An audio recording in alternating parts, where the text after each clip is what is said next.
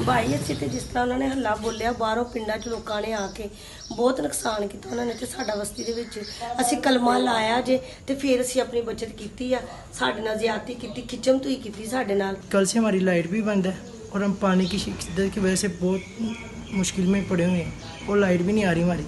पुत सानू 50 साल हो गए इत्थे रहंदे आ ते कल बस बहुत नुकसान होया दुनिया बहुत ही ते बस पिंडां दे लोगां ने कीता शहर दा कोई नहीं सी पिंड दे लोग सब जलाता हर चीज जलाती आ बाहर पई।